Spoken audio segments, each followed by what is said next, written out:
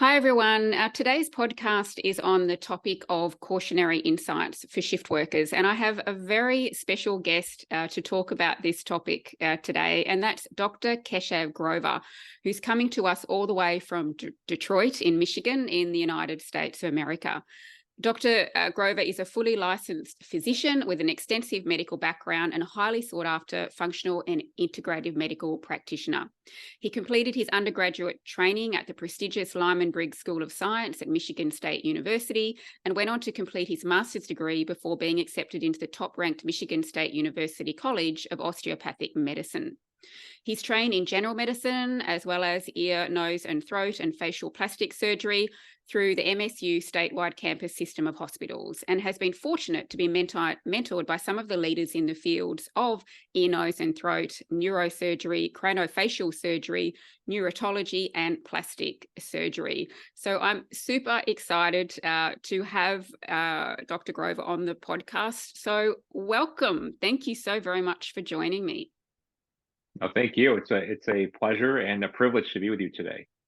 Yeah, I know that you've had a pretty busy, hectic day, and we're on a little bit of a different time zones at the moment. So I do appreciate that you've taken some time out of your day to talk to us. I guess before we get into the nitty-gritty things, having such a long and extensive exposure yourself in the hospital environment, which obviously encompasses working shift work, I'm so looking forward to your insights or your cautionary insights for shift workers to make them, aware of, I guess, some of the things that you've been through. So to begin with, would you mind just sharing a little bit about your story, how you developed burnout? Because I know that is something of a thing. Just to let our listeners know Sure. how you've got to where you are today. Absolutely. So, and to kind of even back up from kind of and truthfully speaking, there's many physicians and practitioners out there who have even more lengthy backgrounds and CVs than myself. So I do thank you for giving all those accolades. But getting into kind of my story. So I grew up in the Metro Detroit area. Um, my father is still currently practicing pediatrician, but for the majority of his career, he practiced as a pediatric emergency physician doctor here at the local Children's Hospital of Michigan in downtown Detroit, Michigan. And as a kid, when we were younger, and even before we were born, he worked quite a bit at night, whether it was a midnight to 8 a.m. shift or a 4 p.m. to midnight shift or some kind of variation of that. And even in some cases, he would do like a double shift where he would get there at like 7 in the morning and then he would work all the way till midnight at night. So it'd be 7 to 3 and then maybe 3 to 11 or some kind of iteration of that sort. And in some cases, he would even do it where in the morning he would go and work in a clinic, whether that was a hospital sponsored clinic or that was one of his friends who was a pediatrician who needed help in their clinic. And then he would go and see patients, and then he would go to the emergency room and do an afternoon shift. And so quite often, we didn't see him in the evening, and we would only catch him in the morning or on the weekends when he would be off. And even that on weekends, quite often, he would be working on a Saturday or Sunday or even both.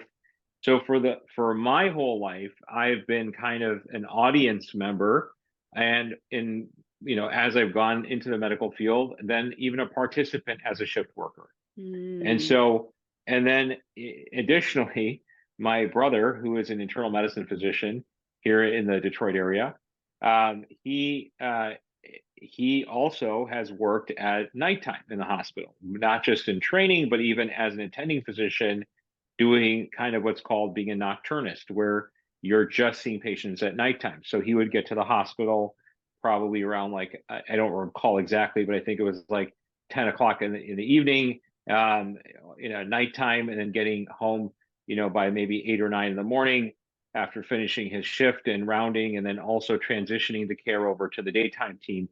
And he did that for, he's now been in attending for about 10 years. So he did that for probably the first 3 to 5 years. Quite a bit of his time was spent at nighttime in the hospital. And even during the pandemic, and thank you to all the frontline workers of the world who really literally saved our lives. especially when we didn't know what was going on at the beginning of the whole COVID-19 epidemic and pandemic, I should say. And so he did a lot of work in the hospital. And it was interesting when I would ask him and say, well, is this, how are you doing, man? Like with everything going on and things like that. And I wasn't in the hospital at that time, but he would actually say, it's actually not that bad because, he's a single guy. And so he said that because at home he would be alone and we couldn't see him because of social distancing and things like that, and being kind of quarantined. So he would say, actually, when you're going to the hospital, you're with this community of other people who are kind of in the same position where maybe they're sleeping in a separate room from their family, they're not seeing their family, or maybe they don't have family to go to see, So that was kind of interesting to see how, as a shift worker, they felt like they were in this together, in the trenches together, and that kept them coming back to do what they love to do, to help people. And then additionally, the rock of my life, my wife, is a radiologist by trade, and so her job for many years up until this year, because she did experience burnout herself, was to read at nighttime.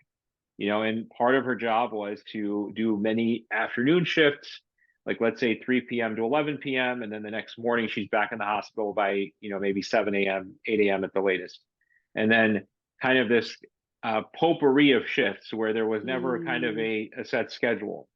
And then even on the weekends, she would have to go in and do afternoon shifts, sometimes back to back, like a Saturday 3 to 11 and then a Sunday 3 to 11. Or and then she would have to do these weeks of night shifts as well too, overnight shifts in the hospital, with actually, the stress of needing an emergent diagnosis of what's on the X-ray or CAT scan or MRI that are being done overnight.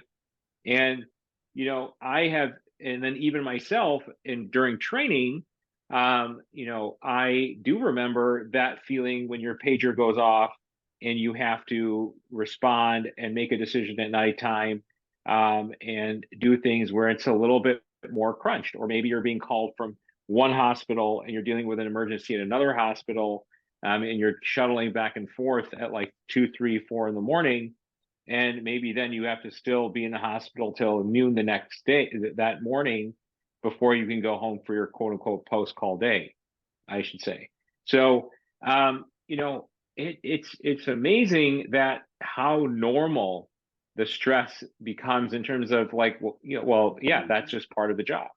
And even for us, we have some friends that are, for example, interventional cardiologists, where they may be on call and over the weekend, and they're shuttling back and forth from the hospital to go do stents for, let's say, a heart attack, to save somebody's life. And you can see that it is affecting them socially, emotionally, their persona. And then even the weekends where they're not on call, you can just tell they look so much more relaxed and at ease, even though they've been doing this for so long. But you can just tell that the volume in their nervous system, I should say, that intensity, you can feel it's lower, because they're not having to be on call. So, I have, to get back to your question, I mean, shift work has been something that has been part of my life since day one, in terms of whether I watched my father do it, my brother do it, did it myself during training, and then also, seeing my wife go through it, to the point where even I recall her at one point this year saying, or I think it was actually Thanksgiving of 2022, where she said, I feel like a cancer is growing inside of me because of the intensity of the shift work. So, and that's heavy when you feel that. And so, and as a kind of a corollary to that, you can always kind of make conclusions going back, but, my father has had a couple of different cancers himself. I'm not going to go into too many details, but looking back, it does make sense, because he was a shift worker for many years in a stressful environment. So that extra stress of what it does to you at the cellular level is also very significant and should be appreciated for anybody who's a shift worker, whether you're a nurse, you're an EMS person, you're a call center individual. That's shift work, and that does increase your stress levels, whether somebody can say they are relaxed or not, but the truth is it does cause an issue at the cellular level. Yeah, and I think thank you for sharing that of your insights and your personal experiences. Obviously, it's very ingrained in your whole immediate circle around you, and I think that's interesting how you worded that stress has basically becomes normal or normalized within that environment that you're working, because we do tend to just put up that persona as well, I think, to say that we're okay, but underneath we're certainly not. And one thing though, hearing you talk, Dr. Grover, is one of the things that immediately kind of comes to mind with the huge length of time that you're working shift work, the quick turnarounds, the lack of ability to be able to get to recover properly, is this obviously the sleep deprivation and disruption. Does it, I guess, concern you, or does it ever cross your mind about how that can flow on to the effect of medical errors? Absolutely. And there's a debate in, and because I'm out of the hospital system, thankfully, that I don't have the exact information about the current data. But when I was in the hospital system, what we were seeing was that there was this concept of making more shifts so that people wouldn't have to work as long. And what we were noticing is that in the transitions from one shift to the other shift, in the handoffs, not a lot of the information was being handed off, because now a whole new team has to kind of take over the care of a patient. And if you don't know your patient as well, you can have more errors. So then it kind of transitioned a little bit back to, can you extend the shift or to reduce the number of shift changes, so then you don't have to have those medical errors or handoffs occur? Or do you have these swing shifts where you have somebody who's like kind of flanking the two shifts, knows about that patient? So then there's more of a person who's there for both of those shifts, if that makes sense. So there's an overlap of coverage, so that you have less mistakes. But it's a catch-22 though, because the problem becomes is that if in training especially, you don't get enough hours of experience with patient care, and there is something to be said about taking care of a patient at night versus taking care of a patient during the day, because when you have to do something at night, you have to have a little more independent thought process, because there's not as many support there at nighttime. You have to be a little bit more self-reliant, and then also because of job cuts from hospitals and whatnot, the resources tend to be less. That's why they call it a skeleton crew, because that's what kind of happens at nighttime. You don't have the coverage that you do during the day. And that too, even during the day, you'd be lucky to have all the coverage that you should, in terms of the ratio of doctor, nurses, and kind of ancillary staff to patient. And usually that ratio is going, you would think it should be a pretty large ratio, but it's actually getting smaller, because nurses are not being retained by hospitals. A lot of nurses are being employed by agencies that then travel from one hospital to another hospital, and so forth. So it's a very difficult thing to say that we should cut shifts at a certain point so that people can be relaxed and go home at certain points, because then that does increase the handoffs between each other. But then again, it also is difficult to expect somebody to stay at a hospital longer than, let's say, 10 hours or 12 hours and work effectively. So it is one of those catch-22 situations where, how do you optimize that process with minimizing handoffs maximizing patient care, so that you reduce what you were asking in the beginning about medical errors. Because there is no doubt that medical errors do kill people, unfortunately, in terms of whether it's a dosage that was incorrect, whether it was a lack of giving medication when it should have been given, whether it was maybe somebody gets alarm fatigue. If you go to most intensive care units in this country, some alarm or another is going off in the ICU. And so whether that alarm is truly something that is, crucial to go in and act on, whether it's a heart rate issue, a breathing issue, or whatnot, or is it that we just get used to these aberrant alarms that come on and off, that sometimes we ignore the real ones, if that makes sense. Crying wolf. Yeah, exactly. So and that's why I think being vigilant is so important. But how do you be as vigilant as you can? And that is, I think, number one, having a good experience, as any practitioner should, whether they're a nurse, a mid-level, a doctor, or even in that respect, a firefighter or a police officer, because they're all in that same kind of shift worker mentality. So having the experience to respond appropriately to those situations, I think, is important, so that, even then it's more automatic of a response, rather than where you may have to really then critically think, although critical thinking should never be compromised in that respect. But you've done it enough times where then you can say, okay, this looks like this, or this sounds like that. And then you can put the story together better with your critical thinking thought processes based upon your history in that field. So I think experience is important. I think also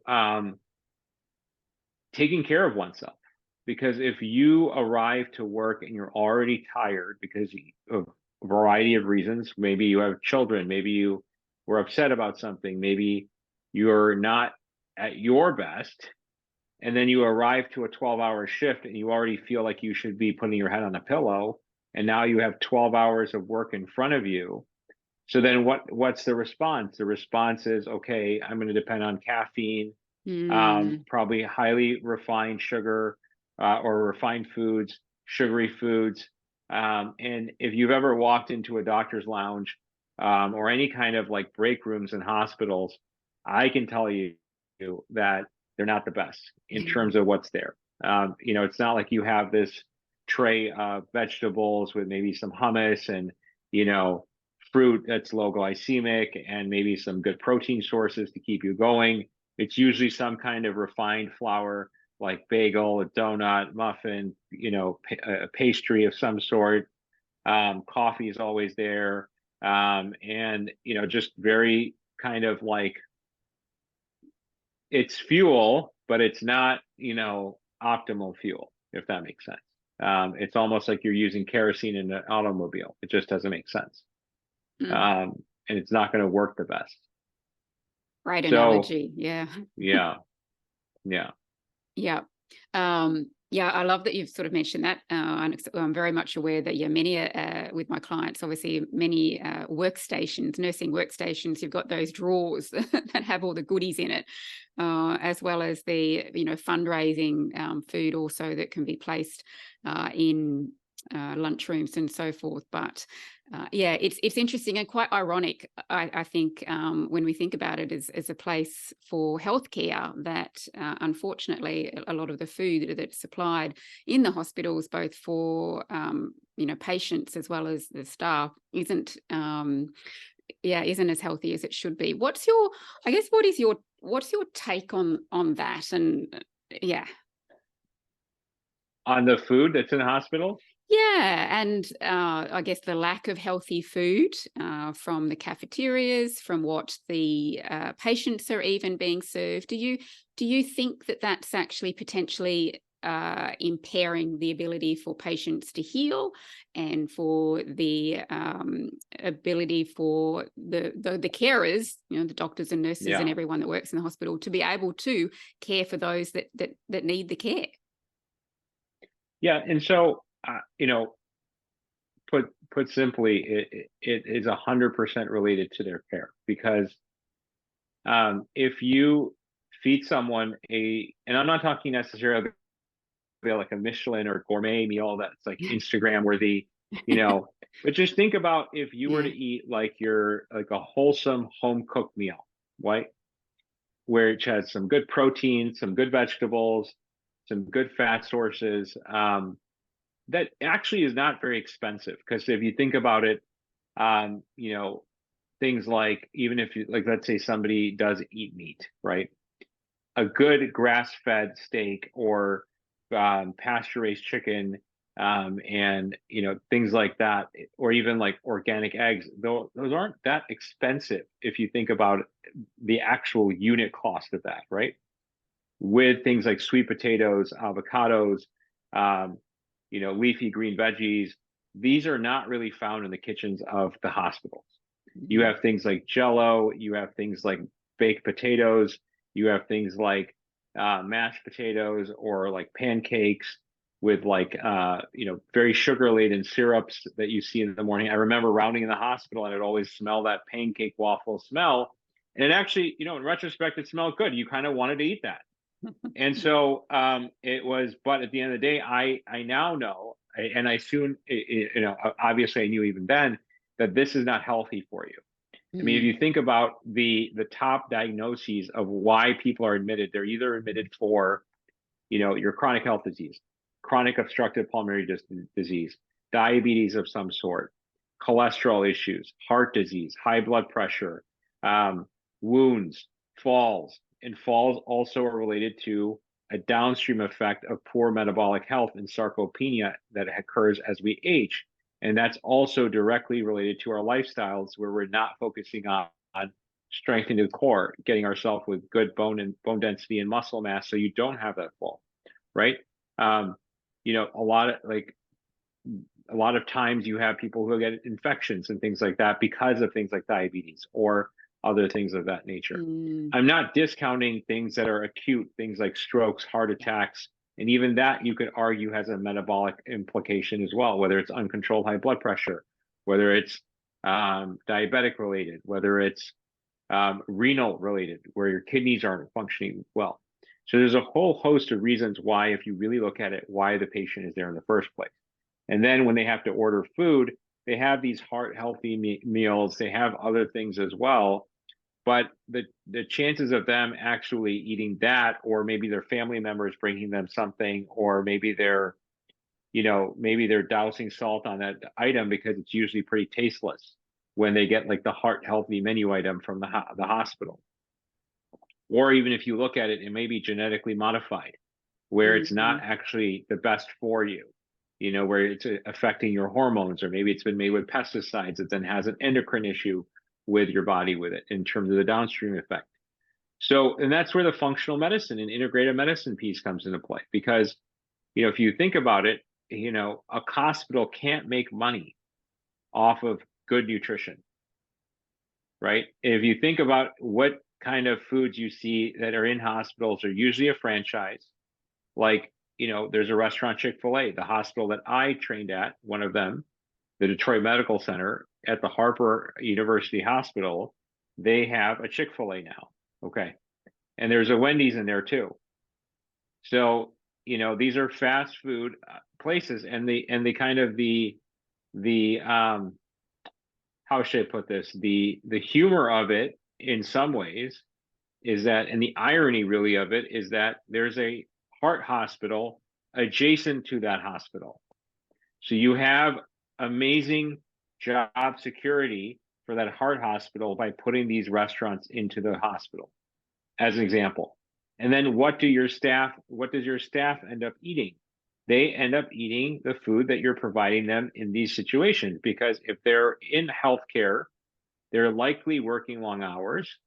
And at some point, if they haven't had the opportunity to make their own food, bring it in a lunchbox, put it in the fridge, take it out during their break, which I applaud those individuals. That's not easy to do always. So any individual that's working in a hospital, police situation, fire situation, any kind of frontline shift work individual that's meal prepping and thinking ahead about what fuel they're putting in their body, or if somebody at home is helping with them do that, I bow down to them, because that does take a lot of effort, and that should be recognized. And that's also very exemplary to the other individuals in the hospital of what can optimize your situation there.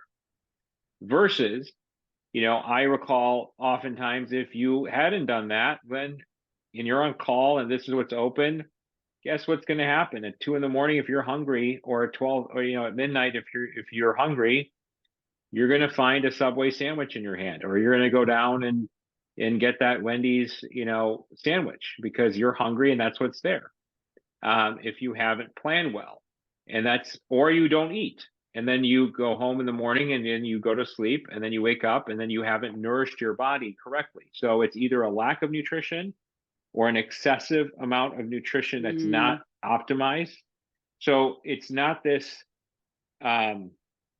precision nutrition that we need in our lives for anybody, for any human. I don't believe one human life is worth another in that respect, so that it shouldn't be that one group of people get precision nutrition and others don't. I mean, if you think about it, you have these athletes that have nutritionists, personal trainers, chefs, this whole team of people, that are behind them, even actors. I mean, even if you look at even in Australia, Chris Hemsworth, who was on the National Geographic documentary on longevity with Dr. Peter Attia, you look at his team of people to make him this amazing specimen for the movies, right? For our entertainment. But yet we don't even give a fraction of that investment in the people who we depended on to save our lives. Think about that as a social construct of what we do to our people. We applaud him, and look, I'm very happy for Chris that he's able to do that in his life. Yeah. I mean, and that he has that opportunity. So this is not a knock against him. I don't want anybody to think that, because I think his life is just as important as everybody else's. But if that is the case, if we do think that every life is just as important as the other, why aren't we giving that same attention to our people that are working in the hospitals to save our lives? And then, I don't have the exact statistics, but then if you look at the CEOs, the chair people of the boards of trustees of the hospital organizations, as well as the insurance companies, they're taking home multi-million-dollar, bonus checks at the end of the year, because you know why? They've ran an efficient organization. Yeah. Think about that. And they haven't invested in the product, which they should. I'm not saying they shouldn't take home a nice salary. I think they should. I do believe in some of the capitalistic thought processes. I'm not saying that I'm not, but at the same point, I think that there should be some sense of equity of, okay, these are people who are putting their neck on the line, at nighttime, driving home, driving around. I mean, think about even like a police officer. I just had a patient who came into my office for some aesthetic treatments, and we were talking about it, and I asked her an honest question. I said, what is the thing you fear the most? And she's like, honestly, like when you walk up to somebody's car at 2, 3 in the morning, she's like, I question if I'm going to be living, because she doesn't know who's in that car. And, we're putting these people out there and we're not helping them, right? I mean, these are people that if there's something wrong, you're going to call the police, And so, we have to really respect our frontline workers and our shift workers. And if you even think about like a firefighter, it was interesting. I was listening to a podcast with Dr. Sachin Panda, who is a circadian rhythm expert. Yeah, I love Dr. Panda. And he's great. I think I listened to one of his that was like 3 hours long in its entirety. So yeah. And he was mentioning that firefighters, when they drive on streets, actually, and they go by neighborhoods that you and I might drive on normally and just say, oh, that's a gas station, there's a restaurant there, there's a store there that you know of, or you don't even think about those things. They think, oh, there's that house that burnt out that I couldn't save.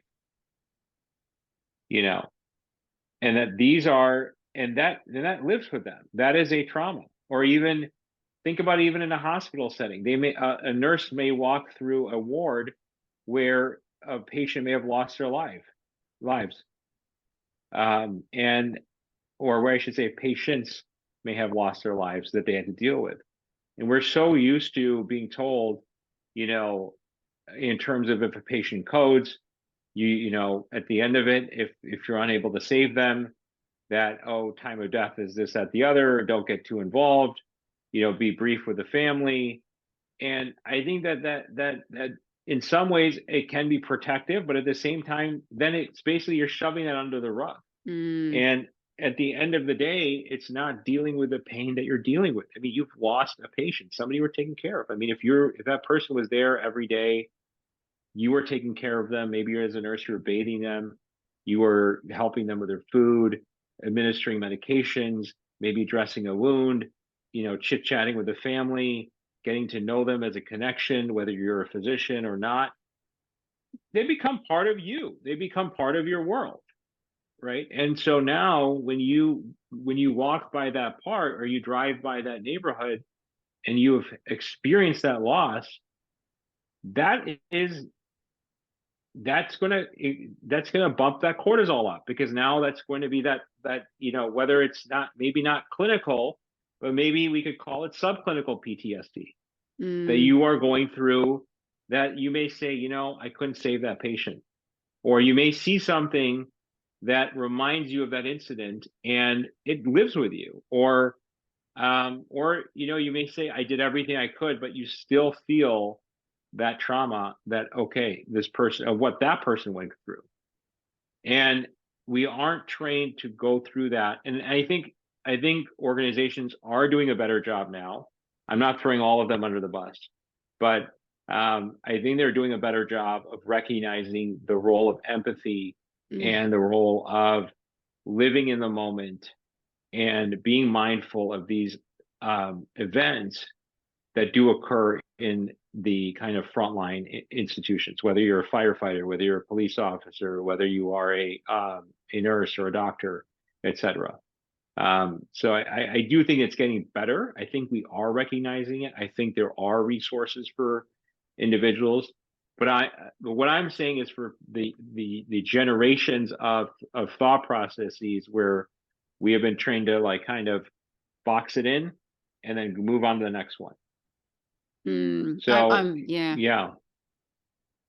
Sorry, so yeah, I mean, I think, yeah, can you hear me? I'm sorry. Yeah, no, go for it. Yeah. No, I mean, and that's really what it is. I think we need to really, and going back to that nutrition piece that we were talking about, this is also nutrition. This is nutrition for the soul that we do not consider sometimes. Yeah. That we need to feed that. We need to feed that. I love that. And I really like the way that you mentioned about empathy as well, because most health practitioners are empathic, and that's why they kind of got into that sort of field. And of course, I know we're honing in on those for this particular episode, and there are shift workers from all different types of walks of life, but compassion fatigue is a very big thing amongst the healthcare profession, for various different reasons, because they want to care about people. And I know here in Australia, I'm not sure what the statistics are like over in the United States, Dr. Grover, but compassion fatigue is huge. And unfortunately, the veterinarian industry has the highest suicide rate in Australia, which when I learnt that, it just sent goosebumps. That's staggering. Yeah, it sent goosebumps all over me, and I just thought it's really sad. And obviously, there's multiple reasons for that, which I don't really have time to go in on on the podcast, but no doubt would certainly relate to the human practitioners out there as well. So I'm really kind of glad that you brought that up, because I think it's something that needs to be addressed. And obviously, and providing more support for our shift working population. I've lost count of the amount of people that have told me when I do some of my workshops is that I wish I'd been taught this stuff at university. I wish somebody had told me this about 20 years ago to help, all about preventative medicine, lifestyle medicine. What because you can sort of sit back and reflect upon your journey now. What are your thoughts on the fact that you went through, I'm assuming that you went through all your training through university and so forth, and did you get any training at all on shift work health and well-being, like how to take care of your health, and how did that help or not help your journey when you first started, in that hospital setting, and where you ultimately led to burnout? So, as I was going through training beyond university years, um, uh, there was a little bit of training in empathy, from a very general perspective. It was kind of a module thing that you had to do as a requirement for the quote unquote wellness um, checkbox, if that makes sense, that they kind of did that. But I think that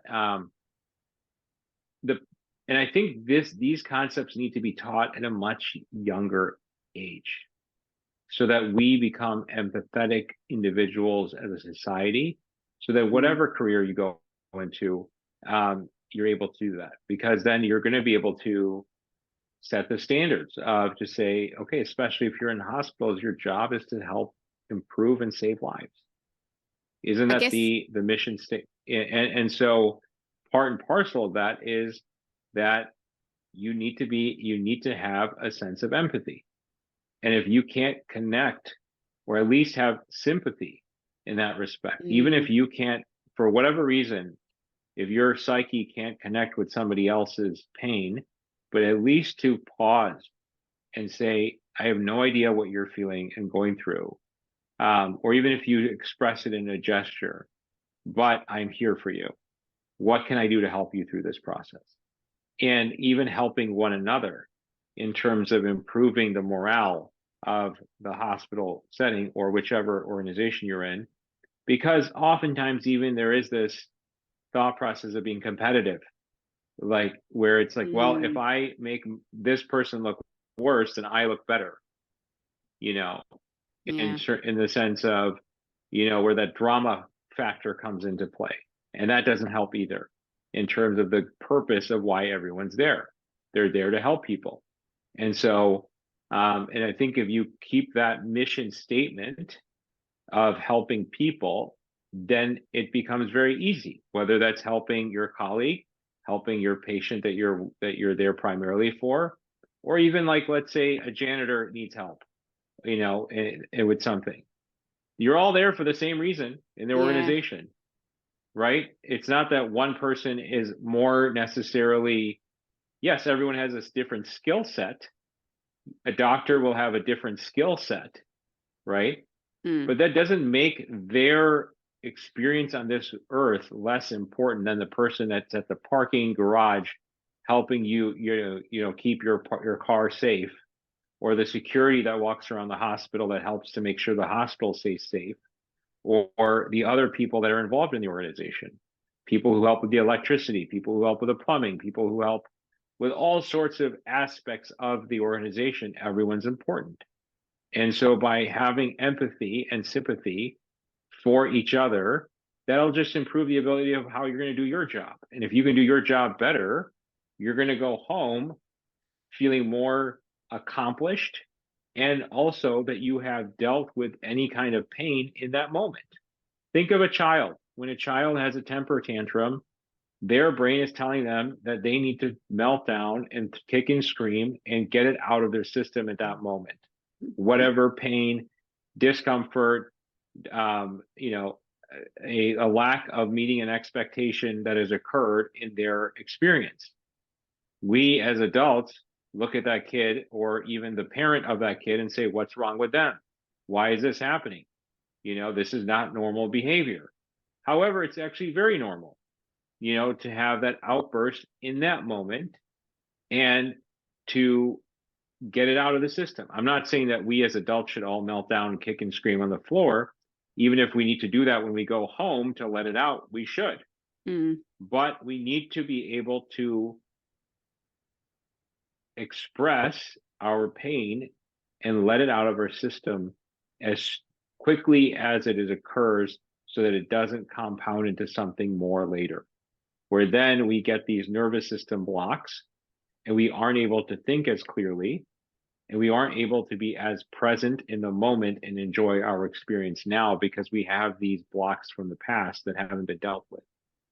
So, and that's part of the recovery process, is that, you know, whether it's the trauma of and fatigue of working, whether it's a conflict of the pressure that you're dealing with at work, or other items of that sort, if you're not able to kind of deal with that in that moment, then it compounds.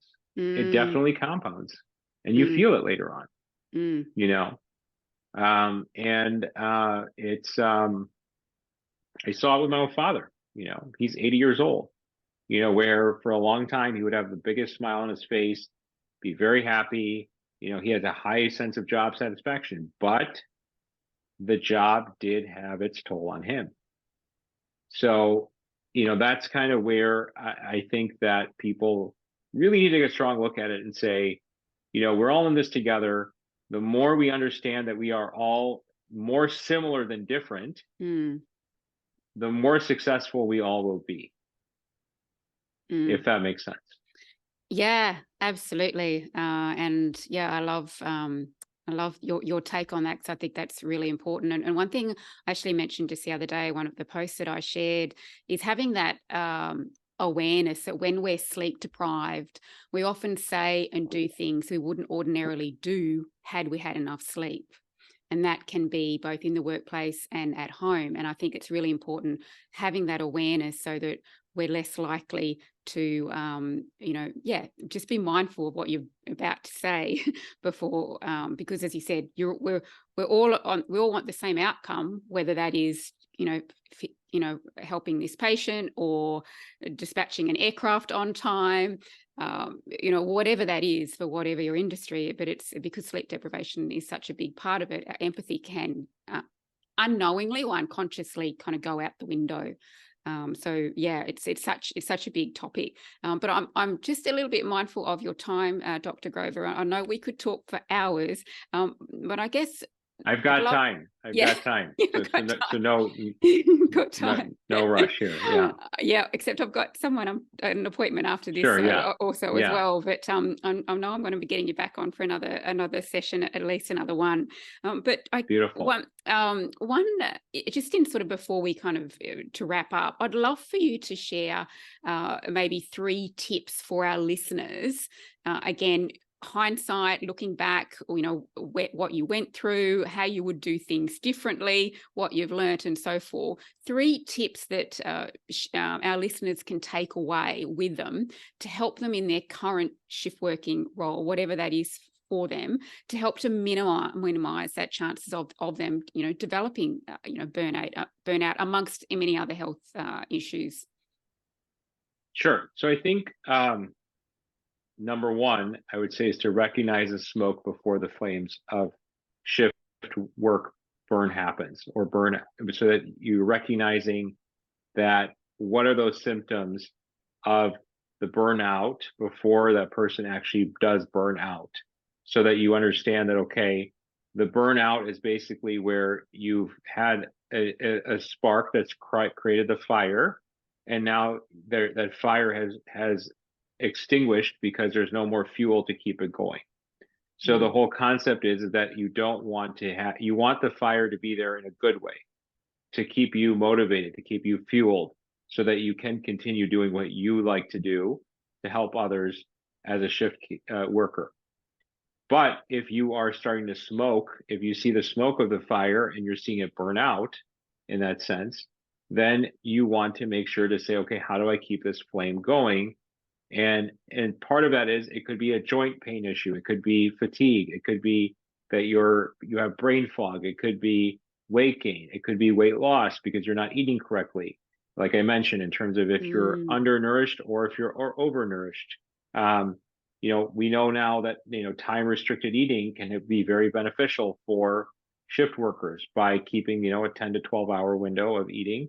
I think it's 10 is the data shows is better. Mm. And then, doing things like increasing time with UV exposure, when you're not at work, so that you can have a more normalized circadian rhythm, like 15 minutes of blue light in the morning, 15 minutes at dusk, things like that. While doing a walk, that's always better. And, maybe we are thinking about organizations increasing pay for shift workers so they need to work less, but then they're economically taken care of. And Mm. being mindful also of our own needs so that we don't have that situation where the flame goes out. And part of that is to connect with our community as our second point, both at home and work. Like I mentioned in the beginning, that, my brother who went to work because that was his community during the Mm. pandemic, because he didn't have one otherwise. So I think by concentrating on those that are at home, those that are at work, and connecting with them and saying, how's it going? What are some wins? What are some losses? Um, I'm fortunate that I even have like one of my best friends that he and I almost talk probably, I would say 4 out of the 7 days of the week on average. Even if it's a 5-minute conversation, a 10-minute conversation about what are the kind of wins and losses of our lives going on. And we have like kind of a really strong connection in that sense. And he's a physician too. Fantastic. So Yeah. we talk about that as well too. Great. And then, I think the third part of it is that really to put things into perspective. And I don't mean to kind of end here on like a little more serious note, but it does come around where I'm going is that we need to redefine our purpose. And if you think about it, there's a publication by Schernhammer et al. In, I believe it was 2015, in the American Journal of Preventive Medicine, where they found that 11% of individuals that did night shift work less than 15 years there was an 11% increase in mortality for shift workers that did work from 1 to 15 years, and then a 38% higher mortality rate for people who did shift work for greater than 15 years. Wow. They also found that night shift workers were also linked to 25% higher risk of dying from lung cancer and a 33% higher risk of colon cancer death. And so also suicide was at a higher rate. That statistic I don't have on hand. So I think that we need to take a pause as the third point and say, why are we doing this? If you're just Mm. going to work for economic purposes, there Mm. are other economic ways of making money. But Mm. if you're doing it because you're passionate about saving lives, that should also come with the understanding that you are putting yourself out there in a potentially life-threatening environment, and you have to be even more cautious and aware of how to navigate that process. So redefining your purpose to know why you're going into the battlefield and dealing with the occupational hazards of shift work. Because once you understand that, then and I think we need shift workers. And what I'm seeing happening is that there is a lack of incentive for individuals to go into those fields because of that reason. So, Mm. we need to kind of, sum those three up, recognize the smoke before the flames go out, because you want that flame, that fire in that furnace to keep burning so you don't burn out.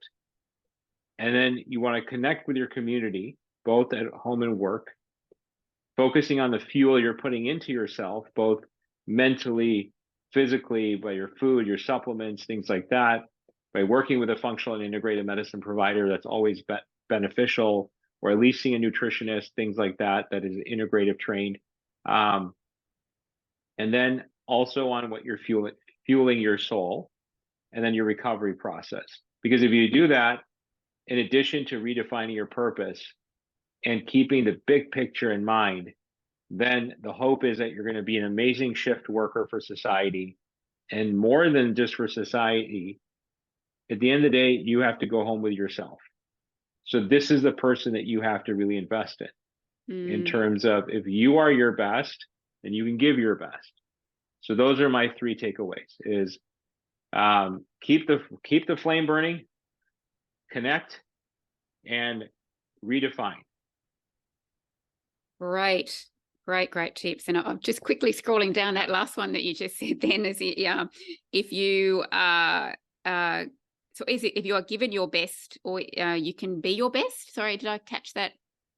So if you are your best, that's it. in the sense, yeah, in the sense that if this one, pointing to myself, yeah, or if you pointed to yourself, if this machine, right, is not working correctly, yeah, how can I be the best functioning part of the larger machine of society, or my office, or my household, right?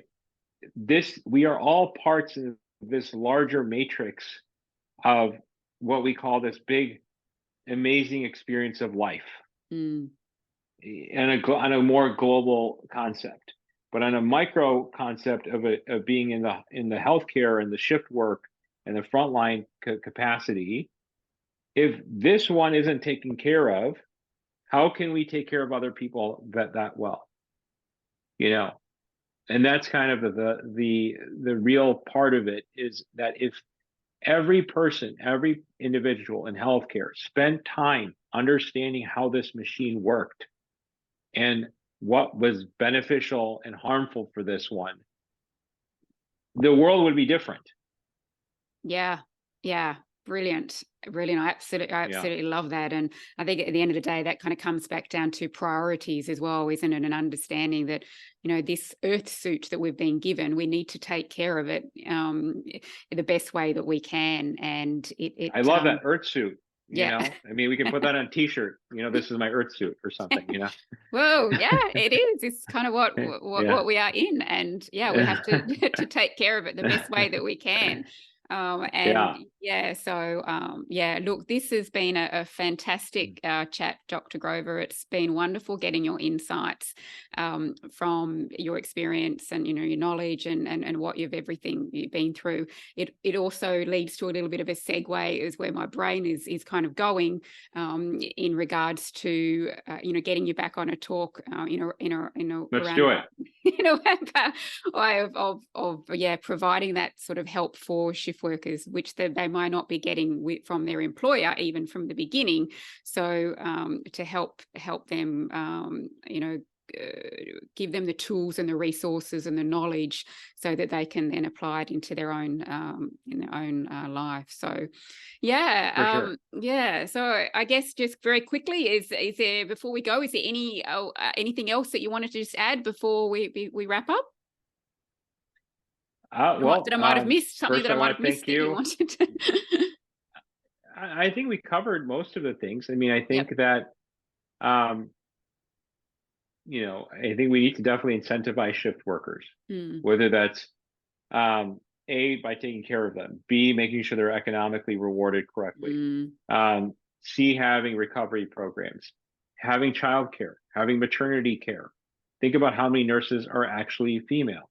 And, if they have needs to take care of a child, a baby, but they need to work, how is that possible if they've got a kid to take care of? Or if they're, if they're nursing, things like that, providing those accommodations so that they are taken care of. Or if that is the case, and let's say the nurse that is a female or is the breadwinner of the home, then can we give a little bit more paternity coverage so that the father can be at home with the kid? These are all concepts that are very applicable to that, or vice versa. Maybe we're giving if there's a father who is a nurse or is a doctor or whatnot, that person should have some paternity leave ability if they're in an employed position to go and recover, connect, so that when they come back, they don't feel like they're missing out from their kids' lives, because that's also important, in that respect. Yeah, absolutely. And I guess there's a lot of political a conversation sort of built into that. I mean, there's as well, isn't there? These are all concepts that I think that should be discussed, because only with discussion can change occur. Absolutely. If you don't talk about it, never is going to happen. Absolutely. So that's my perspective on it. Yeah. Absolutely. I couldn't agree more, definitely. Well, thank you so very much, as I said again, for taking the time out. I know that you've had a pretty busy day, and I know you're in wind down mode over there, as I'm in wind up mode as the start of the day. I mean, now I'm pretty fired up, but yeah, it's time to kind of time to go and do some mindfulness and relax for the evening. Yeah. Yeah. So thank you again. I appreciate it. Yeah, no, absolutely. Well, thank you so much to our listeners for joining me on today's Healthy Shift Worker podcast. I really appreciate you being here. Thank you so much for listening, and I look forward to speaking with you in our next episode. Until next time. Thank you.